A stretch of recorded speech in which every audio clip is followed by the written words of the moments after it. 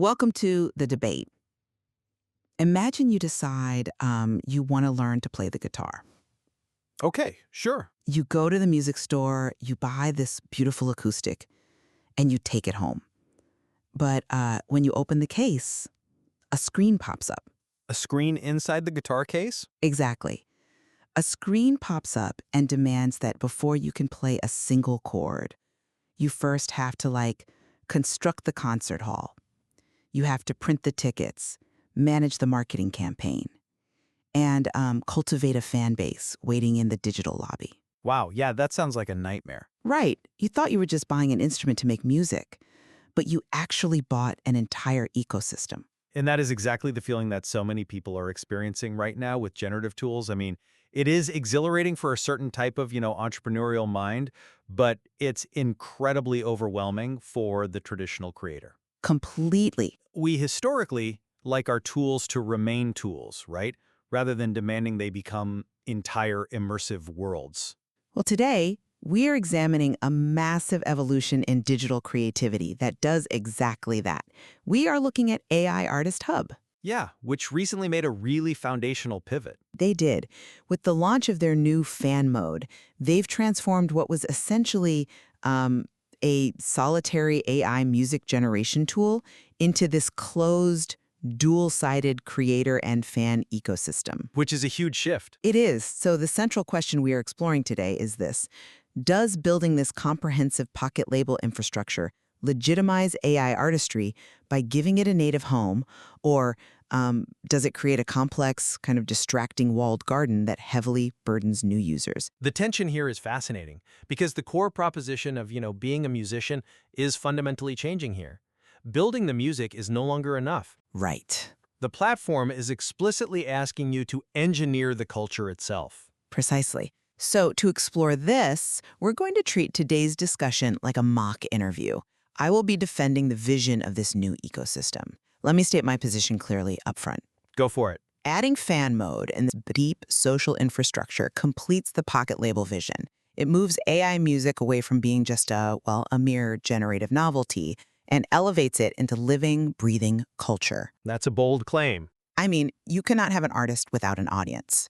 This platform finally bridges that gap natively by providing the exact sociological context that synthetic music needs to survive. Okay, well, my position, and I'll be taking on the role of the skeptical journalist today, representing new users, is that shifting from a pure creation tool into a simulated social network introduces massive feature blow. Feature blow? Absolutely. I mean, it burdens new creators with managing an artificial, closed-loop ecosystem instead of just allowing them to focus purely on their artistry. Well, let's walk through the actual experience of this pivot, because that is really where the friction begins. I'd love to. Let's look at this strictly from the perspective of a brand new user who just wants to see what the software can do. Okay. I download the app, I bypass the standard Google or Apple login, and the very first thing I am hit with is this massive, frankly existential prompt taking up my entire screen.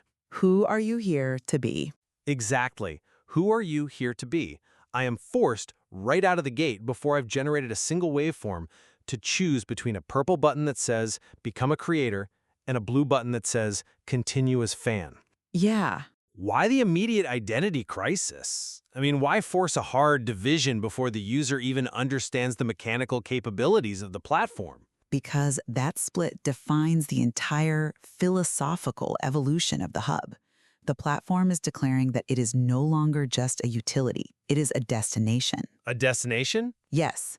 If you click Continuous Fan, you are routed into a completely different user interface. You're entering a world optimized for discovery. Right. You're building playlists, finding new tracks, engaging with the interactive globe, and streaming radio.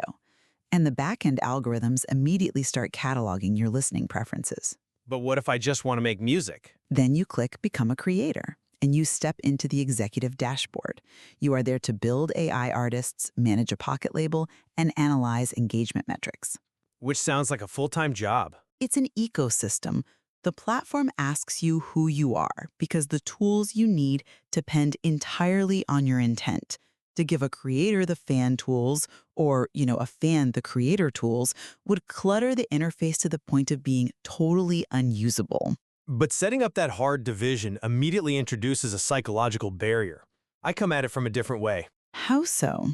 Originally, the core premise of AI Artist Hub was the creative space. They called it the lab. You go in, you experiment with parameters, you fine-tune the vocal synthesis, and you generate tracks. Right, that was the initial draw. Exactly.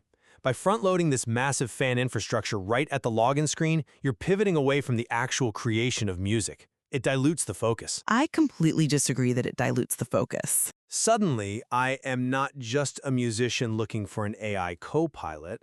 I am implicitly being told that my value on this platform is tied to managing a social media presence that only exists on this one specific app. Well, if we look at the internal data that drove this decision, it paints a very different picture. Let's hear it. Inside the platform's Creator Academy, there is a module titled Feral Love: The Catalyst. It explicitly explains the mechanics of how one single creation revealed the absolute necessity of this dual system. Right, Feral Love being one of the more prominent AI artists native to the hub. Correct.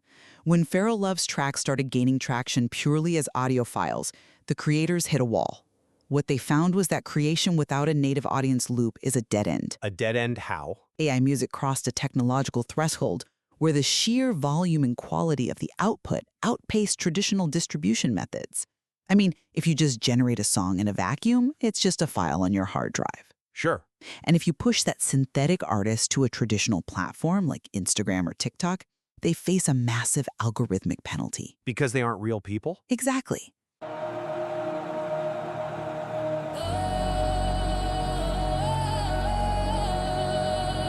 know what? Everybody around here talking all this noise. They worry about what's going on.